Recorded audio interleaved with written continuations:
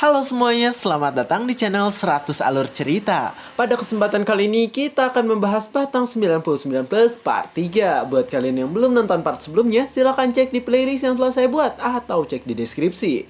Sebelumnya disclaimer, konten ini tidak akan membahas keseluruhan dari cerita Batang 99 Plus. Jadi jika kalian ingin mengetahui fullnya, silahkan baca di web legal atau beli komiknya jika sudah ada di tempat kalian sebagai bentuk apresiasi bagi kreator. Dan oke, tanpa berbasa-basi lagi, mari kita mulai ke pembahasannya.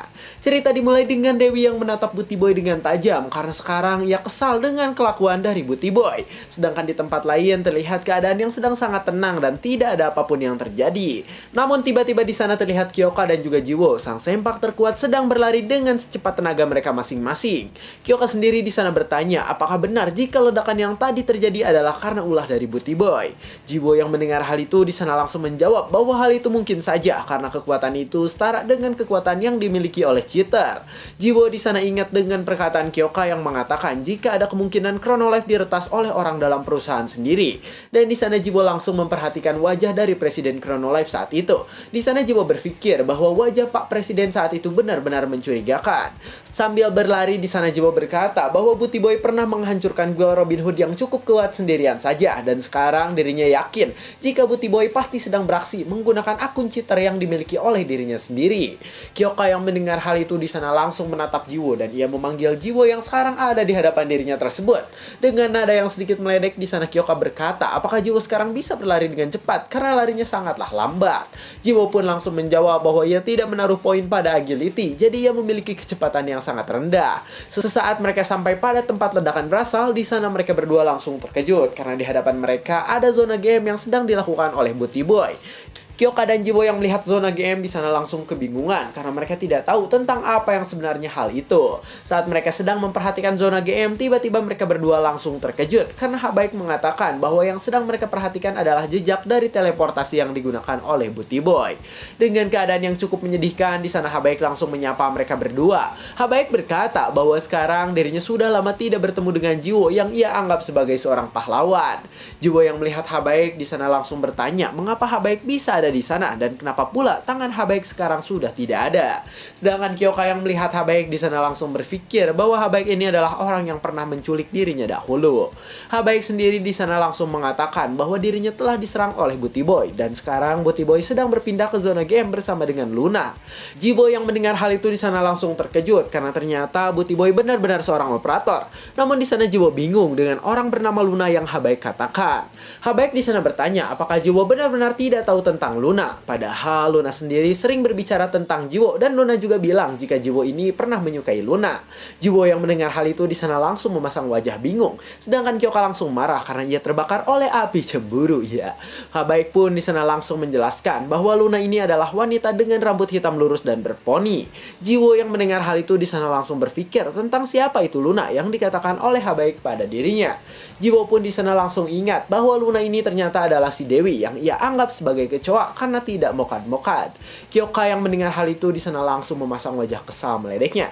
Ia berkata bahwa dirinya tidak menyangka karena selera Jiwo itu adalah wanita seperti si Dewi. Jiwo pun di sana langsung menjawab bahwa ia tidak suka dengan si Dewi karena Dewi pernah meledek dan memaki orang tua dari Jiwo. Kyoka yang mendengar hal itu di sana langsung menatap Jiwo karena Jiwo berkata jika dirinya tidak suka dengan perilaku dan sikap si Dewi. Kyoka pun di sana langsung mengatakan bahwa dirinya tidak masalah dengan apapun yang ada di pikiran Jiwo. Sedangkan Urus yang melihat mereka berdua di sana langsung menatap dengan gemoy. Urus berkata bahwa keadaan mereka benar-benar bagus. Namun saat mereka sedang mengobrol satu sama lain, tiba-tiba Habaik muntah darah karena ia sekarang sangat kesakitan akibat serangan dari Booty Boy sebelumnya. Jiwo yang melihat hal itu di sana langsung bertanya apakah sekarang Habaik baik-baik saja karena Habaik saat ini terlihat dalam keadaan sekarat dan mungkin akan mati. Habaik yang mendengar hal itu di sana langsung menjawab bahwa kondisinya sekarang sedang tidak baik. Ia bertanya apakah Jiwo bisa menyembuhkan dirinya yang sedang kesakitan tersebut. Dengan wajah satanya di sana Jiwo dan Kyoka langsung berkata bahwa mereka tidak ingin menyembuhkan Habaik karena jika Habaik mati maka mereka akan mendapatkan drop item yang bagus. Habaik pun di sana langsung berkata apakah Jiwo yakin akan membiarkan ia tewas. Ia mengatakan jika dirinya tewas maka Jiwo pasti tidak akan bisa menggunakan cermin yang pernah diberikannya. Jiwo yang mendengar hal itu di sana langsung terkejut karena ia tahu jika cermin yang diberikan oleh Habaik itu adalah item yang cukup overpower. Dengan wajah yang membingungkan, tiba-tiba di sana Jiwo berkata bahwa dirinya akan menyembuhkan Habaik entah apapun yang terjadi. Kyoka yang mendengar hal itu di sana langsung bertanya tentang bagaimana mereka akan menyembuhkan Habaik karena sekarang mereka tidak membawa item pemulihan. Jiwo yang mendengar hal itu di sana langsung menjawab bahwa Kyoka tidak perlu khawatir dan sekarang ia akan mengeluarkan skill penyembuhan yang ia miliki. Dengan senyum yang sangat percaya diri, di sana Jiwo menggunakan Master Novice dan ia mengaktifkan skill unik yang dimiliki oleh dirinya sendiri. Jiwo di sana menggunakan jiwa dari Cleric yang bisa memberikan heal pada seseorang. Dengan sangat percaya diri, di sana Jiwo langsung mengarahkan tangannya dan ia berkata bahwa sekarang dirinya akan mengeluarkan skill heal untuk menyembuhkan Habaik. Dijelaskan bahwa skill heal ini bisa memulihkan HP dari seseorang dan skill ini adalah skill dasar dari para Cleric. Skill yang digunakan Jiwo pun di sana langsung bercahaya sangat terang karena kekuatan yang digunakan oleh Jiwo untuk menyembuhkan Habaik. Skill penyembuhan Jiwo di sana sungguh tidak manuk akal karena ternyata skill itu hanya menambah 1 HP secara perlahan. Habaik pun di sana langsung berkata bahwa skill heal milik Jiwo benar-benar ampas karena bahkan skillnya tidak memulihkan kekuatan fisik yang ia miliki. Jiwo pun di sana bertanya tentang lengan Habaik. Ia bertanya apakah lengan Habaik bisa tumbuh kembali seperti milik Jiwo atau para player lainnya. Habaik pun langsung menjawab bahwa para monster seperti dirinya akan memulihkan tubuh ketika mereka respawn setelah mati. Jiwo yang mendengar hal itu di sana langsung menatap dengan tajam karena sekarang dirinya berpikir jika lengan Habaik pasti akan tumbuh jika Habaik sudah mati. Dengan wajah anehnya di sana Jiwo langsung bersiap untuk menghantam Habaik. Ia berkata bahwa dirinya akan menghabisi Habaik tanpa rasa sakit sedikit pun. Habaik pun di sana langsung menjawab bahwa dirinya adalah bos unik, jadi ia tidak akan beregenerasi meskipun tubuh utamanya telah dibunuh. Jiwo yang mendengar hal itu di sana langsung menatap dengan sangat terkejut karena ternyata Habaik ini tidak akan bisa beregenerasi. Di sana Jiwo kesal. Ia berkata, mengapa seorang bos monster seperti Habaik tidak akan bisa respawn layaknya di game-game lain. Habaik yang mendengar hal itu di sana langsung tersenyum kecil. Ia berkata bahwa dirinya tidak tahu tentang game tersebut. Di sana Habaik mengatakan bahwa dirinya adalah bos unik dan hanya ada beberapa monster unik seperti dirinya. Namun para bos monster ini biasanya tidak akan mempengaruhi game sama sekali. Dan di sana Jiwo pun langsung terkejut karena ternyata Urus yang selalu bersama dengan dirinya pun adalah seorang bos monster yang unik. Di sana Urus pun mengatakan bahwa alasan ia minta tolong agar tidak dibunuh adalah karena ia tidak akan bisa respawn lagi. Dan yang mengejutkan di sana Habaik mengatakan bahwa Dewi yang sekarang sedang bertarung dengan Booty Boy pun adalah seorang bos unik. Jiwo yang mendengar hal itu di sana langsung terkejut dan kebingungan. Ia bingung mengapa Dewi itu disebut sebagai bos monster unik. Di sana ia pun langsung mengingat Dewi. Ia berkata bagaimana bisa Dewi yang terlihat seperti player itu adalah seorang bos monster. Sedangkan di dalam zona game sendiri saat ini terlihat angka-angka yang memenuhinya. Di dalam zona game terjadi sebuah ledakan yang dahsyat. Terlihat serangan tadi adalah serangan yang dilancarkan oleh Booty Boy dan sekarang Booty Boy sudah bersiap untuk menyerang kembali menggunakan senjatanya yang sangat OP tersebut. Booty Boy di sana memasang wajah kesal. Ia berkata bahwa sekarang dirinya akan menghabisi Dewi yang ada di hadapan dirinya tersebut. Dewi di sana menatap dengan tajam dan ia memperhatikan Booty Boy yang sekarang akan menyerang dirinya dengan sangat kuat. Dengan tatapan dingin di sana Dewi berkata bahwa Booty Boy pasti tidak akan bisa membunuhnya karena ia adalah seorang Dewi kehidupan. Booty Boy pun di sana langsung menghantam Dewi dengan sangat kuat sehingga menciptakan ledakan bagong yang sangat luar biasa. Tak cukup sampai di sana, Booty Boy langsung menggertakkan giginya dan ia sekarang bersiap untuk menyerang Dewi kembali dengan kekuatan penuh. Booty Boy di sana menyerang Dewi kembali dan menciptakan sebuah ledakan yang lebih besar dari serangan yang sebelumnya. Dewi yang melihat hal itu di sana berkata bahwa serangan yang dilancarkan oleh Booty Boy itu tidak ada gunanya sama sekali. Dewi di sana langsung membentangkan sayapnya dan sekarang ia terbang di area zona game yang dimiliki oleh Booty Boy. Dewi menatap dengan tajam karena sekarang ia kesal dengan kelakuan Booty Boy yang sedari tadi terus menyerang dirinya dengan kuat. Dewi pun mengatakan bahwa dirinya adalah Dewi kehidupan dan manusia seperti Booty Boy tidak akan bisa membunuh ia yang sekelas dengan dewa. Booty Boy yang mendengar hal itu di sana langsung meledek perkataan Dewi karena ia berpikir jika perkataan Dewi itu sangat kekanak-kanakan. Ia mengatakan bahwa Dewi bukanlah seorang dewa dan Dewi ini hanyalah orang yang sedang halu dalam tidurnya. Dewi yang mendengar hal itu di sana langsung memasang wajah kesal. Ia kesal karena ternyata Booty Boy ini malah meledek dirinya. Booty Boy di sana menjelaskan bahwa Dewi seperti bocil FF yang banyak menghalu dan Dewi juga tidak keren dengan mengatakan banyak hal seperti itu. Booty Boy mengatakan bahwa dirinya sudah bekerja di Chronolife dari lama, jadi sekarang ia sudah tahu tentang skill yang dimiliki oleh Dewi. Di sana Booty Boy menjelaskan bahwa pertarungan Dewi melawan Jiwo sudah disebar kemana-mana, dan karena hal itu ia pun mengetahui tentang skill milik Dewi itu. Dengan mata yang tajam di sana Booty Boy tahu bahwa skill tersembunyi milik Dewi adalah penciptaan kehidupan, dan hal itulah yang membuat Dewi seperti kecoa dan tidak mati-mati. Sambil mendekat dengan wajah yang mengerikan, di sana Booty Boy berkata bahwa Dewi ini bisa diserang dan merasakan sakit. Namun berkat skill penciptaan kehidupannya, Dewi pun bisa hidup kembali ketika ia hancur dan mati. Booty Boy di sana langsung menghantam Dewi tepat di depan bebenguknya, dan sekarang Dewi pun langsung terkena efek serangannya. Dewi di sana menjadi arang dan ia habis terbakar karena hantaman yang dilakukan oleh Booty Boy. Namun di sana Dewi langsung jadi kembali karena ia mengaktifkan skill penciptaan kehidupan yang ia miliki. Dewi di sana langsung menatap dengan tajam dan sekarang ia sudah bersiap dengan bentuk sempurna yang ia miliki. Booty Boy di sana mengatakan bahwa skill Dewi itu benar-benar tidak ngotak, dan skill itu adalah skill yang paling banyak ditolak ketika masa perencanaan perusahaan. Bahkan Booty Boy pun di sana tahu bahwa Uracan diciptakan oleh Dewi menggunakan skill penciptaan kehidupan yang dimiliki oleh dirinya. Sambil menyerang Dewi lagi, di sana Booty Boy berkata bahwa alasan Dewi menyebut Uracan sebagai anaknya adalah karena skill penciptaannya itu. Dewi pun di sana langsung menjawab bahwa sekarang Booty Boy terlalu banyak mengoceh dan hanya banyak bacot saja. Dengan cepat di sana ia langsung memotong Booty Boy menjadi dua bagian, dan Dewi langsung memperhatikan Booty Boy yang telah terbagi menjadi dua bagian tersebut. Dengan wajah cantik seriusnya, di sana Dewi mengatakan bahwa semuanya tidak akan berubah meskipun Booty Boy mengetahui skill yang dimiliki oleh dirinya. Booty Boy yang telah terbagi dua di sana terbang, dan bagian atas tubuhnya sekarang mendekat ke arah Dewi yang tadi telah memotongnya. Dengan keadaan kepala yang terbalik, di sana Booty Boy berkata bahwa ia sekarang senang karena Dewi telah menyerang dirinya secara langsung. Tiba-tiba di sana tongkat Dewi berubah dari yang asalnya tongkat Dewi kehidupan menjadi tongkat Lope yang ia miliki.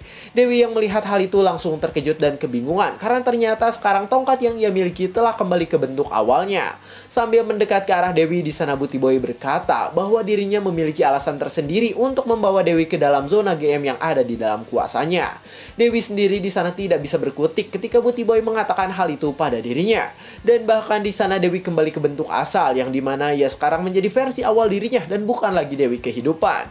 Dewi langsung berkeringat dingin karena ia tidak mengerti mengapa sekarang dirinya kembali ke bentuk asal secara tiba-tiba. Dengan wajah imutnya di sana Dewi langsung memperhatikan tubuhnya yang sekarang sudah kehilangan kekuatan akibat ulah dari Booty Boy. Booty Boy yang melihat hal itu di sana langsung berkata bahwa ternyata Dewi bisa membuat wajah yang imut dan tidak seperti biasanya. Dengan cepat di sana Booty Boy langsung menikam Dewi dengan kencang, tepat di titik vital sehingga Dewi terluka sangat parah. Booty Boy di sana menatap dengan wajah yang mengerikan. Ia berkata jika dirinya bisa membunuh Dewi, maka nanti Master Habaik pasti akan muncul pada dirinya. Dan Dewi pun di sana langsung mengeluarkan sel-sel berwarna merah dari mulutnya, dan sekarang Dewi yang merupakan Unique Boss telah dihabisi. Cerita pun berganti ke sebuah tempat yang ada di dunia nyata. Terlihat di sana ada Amer dan juga Fanta yang biasanya diminum oleh orang-orang yang sedang berpesta. Ternyata orang yang sedang berpesta adalah Booty Boy di dunia nyata, dan Booty Boy ini bernama asli Jong Boy. Jong Boy di sana senang karena sekarang ia bisa berpesta setelah melakukan kerja lembur bagai kuda di dalam Chronolife, dan ya kerja lemburnya adalah menjadi sang Booty Boy. Anak buah Jong Boy di sana berkata bahwa Jong Boy telah bekerja keras, jadi ia memang harus berpesta. Namun di sana ia juga ingin tahu apakah lembur yang ia lakukan telah berjalan dengan baik. Jong Boy pun di sana menjawab bahwa lemburnya tidak begitu bagus karena Habaik tidak memanggil masternya. Ia berkata bahwa Habaik ini benar-benar menyebalkan. Namun di sana anak buahnya langsung berkata untuk santai saja karena sekarang Jong Boy telah menghabisi Dewi dan hal itu pasti akan membuat Master Habaik keluar. Ketika mendengar hal itu di sana Jong Boy langsung menunduk. Ia berkata bahwa dirinya tidak berhasil menghabisi Dewi yang seperti kecoa. Anak buahnya di sana langsung terkejut karena ternyata bosnya itu tidak berhasil menghabisi Dewi yang merupakan kunci untuk memanggil bos Habaik. Bosnya di sana menatap ke arah bawah dengan tajam dan sambil minum fantanya kembali di sana ia berkata bahwa itu tidak penting karena ia masih punya banyak cara agar bisa bertemu dengan master dari Habaik. Anak buahnya pun di sana langsung setuju, namun dirinya bingung dengan siapa itu Master Habaik yang sekarang dicari oleh Jong Boy.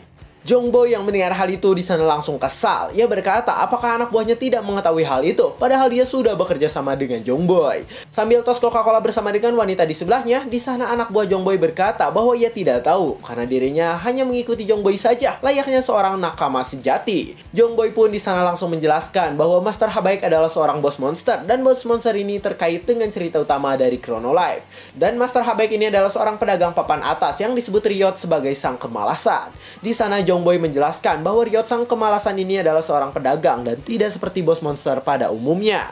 Anak buahnya pun di sana langsung berkata bahwa bos monster yang disebut kemalasan mirip dengan sesuatu yang biasanya ia dengar. Dengan kesal di sana Jongboy langsung mengatakan bahwa itu adalah sistem 7 dosa besar dan hal itu biasanya digunakan dalam film, anime, atau game. Dan 7 dosa besar itu terdiri dari kesombongan, ketamakan, iri hati, kemurkaan, nafsu, kerakusan, dan juga kemalasan. Sambil meminum Fanta, ia berkata bahwa 7 hal tadi adalah 7 dosa yang menjadi akar dari semua dosa dan mereka disebut 7 dosa mematikan. Anak buahnya di sana malah berpikir jika hal itu adalah plagiat, namun Jongboy langsung menjawab bahwa anak buahnya ini benar-benar bodoh dan tidak ada otak. Jongboy menjelaskan tentang konsep dari bos monster Chronolife. Ia mengatakan ada Urus sang kesombongan, Urachan sang kerakusan, Ryot sang kemalasan, dan juga Dewi yang menjadi monster, dan Dewi ini adalah bos monster yang menggambarkan nafsu atau Dewi sang nafsu. Anak buahnya di sana langsung berkata bahwa ia akhirnya tahu jika Dewi adalah seorang bos monster. Karena jika Dewi adalah seorang player, maka kekuatannya terlalu OP dan bisa menghancurkan keseimbangan game. Jongboy di sana langsung mengatakan bahwa Dewi memanglah seorang bos monster, tapi ia tidak bilang jika Dewi adalah seorang NPC dalam game. Anak buahnya di sana langsung bertanya-tanya dengan perkataan dari Jongboy. Ia bertanya apakah player normal seperti Dewi bisa berubah menjadi seorang bos monster. Jongboy langsung menjelaskan bahwa Chronolife memiliki kebebasan yang tak terbatas. Jadi itu memungkinkan agar player bisa menjadi seorang bos monster. Sedangkan di tempat lain terlihat Jiwo yang kesal karena ternyata dirinya juga mendapatkan penjelasan yang tamat tentang Dewi dari Habae. Dengan sangat kesal di sana Jiwo bertanya tentang Dewi pada Habae. Jiwo bertanya apakah Dewi ini adalah seorang player atau seorang NPC.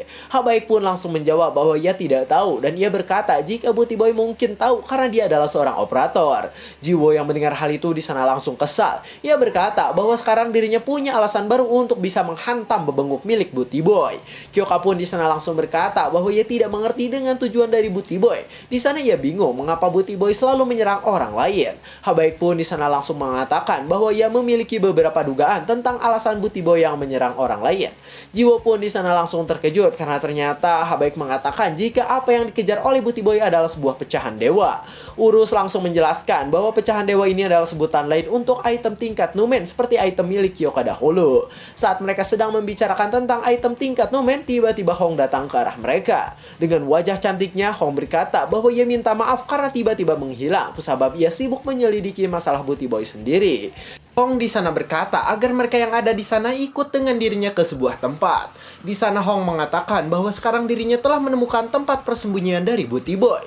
Mereka pun di sana pergi ke tempat di mana banyak gunung batu yang menjulang tinggi. Di tempat itu ada sebuah rumah dan sekarang mereka sudah ada di luar rumah tersebut. Kyoka yang melihat rumah itu di sana langsung terkejut. Ia berkata, apakah Booty Boy benar-benar tinggal di tempat seperti itu? Hong pun di sana langsung mengatakan bahwa itu benar karena ia telah menggunakan skill miliknya untuk memeriksa rumah tersebut. Hong pun di sana menjelaskan pada mereka bahwa sekarang Booty Boy sedang tidak ada di rumahnya. Di sana ia berkata bahwa keadaan sekarang benar-benar sangat disayangkan karena mereka tidak bisa melihat apa yang ada di dalam rumah Booty Boy. Namun ternyata di sana Jiwo langsung menghantam rumah tersebut dan sekarang mereka bisa melihat apa yang ada di dalam rumahnya. Hong di sana bertanya tentang bagaimana cara Jiwo melakukan hal tersebut dan Jiwo pun langsung menjawab bahwa ia memukul rumahnya hingga rumahnya pun hancur. Mereka semua di sana langsung bersiap untuk masuk ke dalam rumah Booty Boy. Kyoka di sana langsung memasang wajah terkejut dengan apa yang ada di hadapan dirinya saat ini. Terlihat di hadapan mereka sekarang ada banyak senjata dan harta yang menjulang dan berserakan di mana-mana. Dan cerita pun bersambung. Aduh, pelajaran yang bisa diambil dari cerita kali ini ialah agar kita menahan 7 dosa besar. Dan ya dosa-dosa lainnya juga guys, mari kita hindari ya. Saya 100 alur cerita, jangan lupa like, comment, subscribe, dan share ke teman-temannya. Terima kasih telah menonton sampai akhir dan sampai jumpa di kesempatan berikutnya.